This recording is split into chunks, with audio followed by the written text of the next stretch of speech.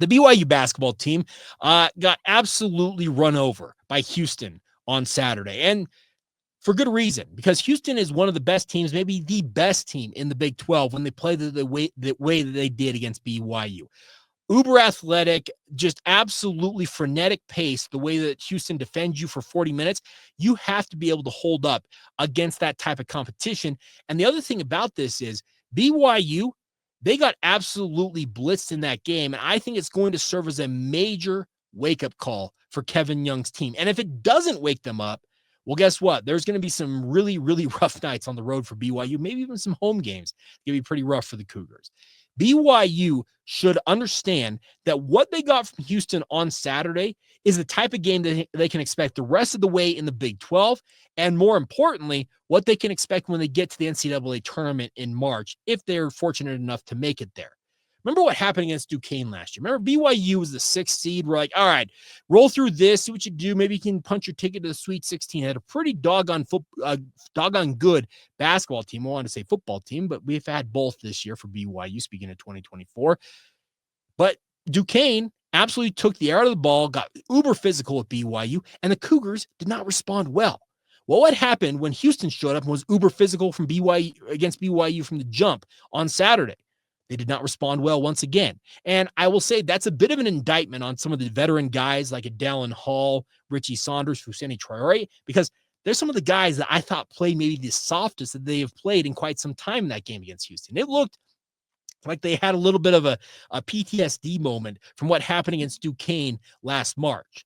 You would have hoped that they were going to be able to hold up better against competition of that caliber. And I also believe, and Kevin Young has alluded to this, that BYU's non-conference schedule didn't really do them many favors. They took on a lot of dogs, and I use that term pejoratively. It's not meant to denigrate any of those teams, but the teams BYU played in the non-conference pale in comparison to teams like Houston played.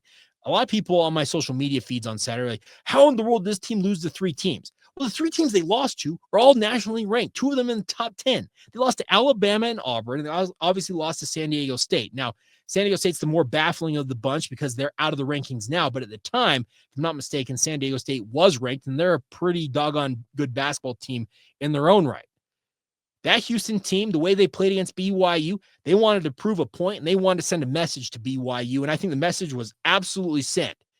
Was the message received? That's what we will learn tomorrow against Texas Tech and in future games for BYU.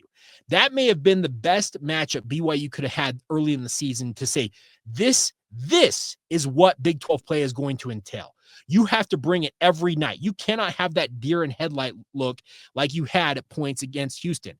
Like I mentioned, you have some young players on this roster for BYU. That's understandable that guys like Jaeger Demon, Cannon Catchings, maybe Mihajlo Bošković, they may have had that deer in headlights look, and that's a little bit more understandable because that's their first opportunity to see a team the caliber of Houston in college basketball.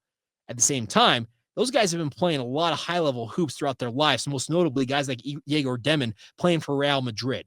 The EuroLeague is no joke. So I'm a bit surprised he looked as rough as he did, but I did not like the look of what I saw from guys like Dallin Hall, Richie Saunders, Fousseyni Traore, the vets on this team.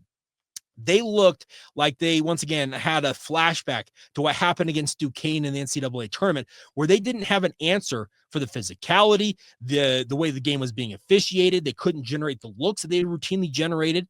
Nothing went right for BYU against Houston. The message was delivered by Houston. We're going to find out if BYU is going to respond in kind and show that, hey, we learned from that. Because if they do, okay, we're going to have an opportunity to watch BYU perform better in the remaining Big 12 matchups they have this season. Are they going to win all of them? No, because just the way that this league is set up, it's going to be very tough to make a run that would rival something like that. BYU needs to focus on holding serve on their home court. Texas Tech tomorrow night, big opportunity to go to 2-1. Texas Tech just absolutely blew the doors off of Utah. That was a really, really crazy performance, especially in the second half. They just pulled away and ran away from the Utes. Texas Tech is going to be brimming with confidence as they come to Provo. Remember, last year, BYU had Texas Tech on the ropes with about, if I recall, 10 minutes to go in that matchup down there in Lubbock. And then all of a sudden, Texas Tech roared to life, and they just blitzed BYU in that final frame of the game and ran away with it. Are we going to see a similar type performance? I hope that Houston proves to be the game that BYU says, okay, enough of this. We're going to be a better team. And they lost to Providence. They lost to Houston. Their two true road games this year have been, frankly, their worst performances of the season. Can we expect that every game from BYU on the road? I hope not, because I like to see BYU win once in a while on the road. But at the same time, if you can win the majority, if not all of your games at home and pick up a win or two on the road, that's recipe for an NCAA tournament berth for BYU. But you have to be able to understand that, yes, what Houston does is that's the way BYU will have people coming after them the rest of the year. They're going to be uber physical. They're going to punch BYU in the mouth figuratively early on in a game, and we're going to see if BYU can punch back in their own right. They did not. They could not get off of the ropes, up off the deck, to use whatever boxing analogy you want to use on Saturday against Houston. And I'm hopeful that they will have the coaching staff, the players, everybody involved with BYU basketball will look back at that tape, understand that, frankly, nothing went right in that one, and say, okay, we're never going to have that performance once again. It's been some time since I've seen BYU get as thoroughly beaten as they did against the Houston Cougars. And I don't think any player across the board, maybe outside of what Trevin Knell showed, because I thought he showed a lot of heart going 4 of 6 from deep and really not letting the moment get to him. He may have been the one veteran who didn't have the deer in headlights look in that matchup. So maybe his teammates can look to him and say, okay, what did he do to have himself ready for this and be able to kind of ignore all the things that were going against BYU and still perform admirably in that matchup? You need to have more than one guy show up. And BYU, they struggled mightily. There's no if, and, or but about it.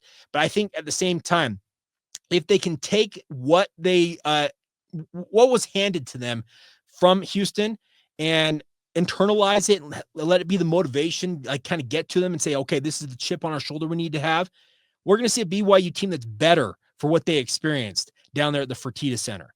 If they continue to struggle, well, maybe this is a team that's a bit of a paper tiger, and we were led to think that they were one thing when they're really completely something different. And that would be disappointing, because we all know that Kevin Young has come in and has done a lot of special things already with this BYU basketball team.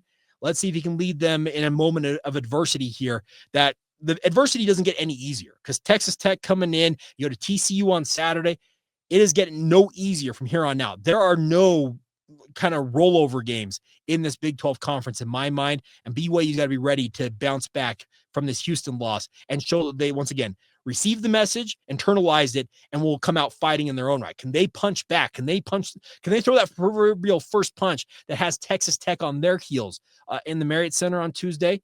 I'd love to think so, and we'll see how it all shakes out come Tuesday night when we do a postcast edition of Locked On Cougars. All right.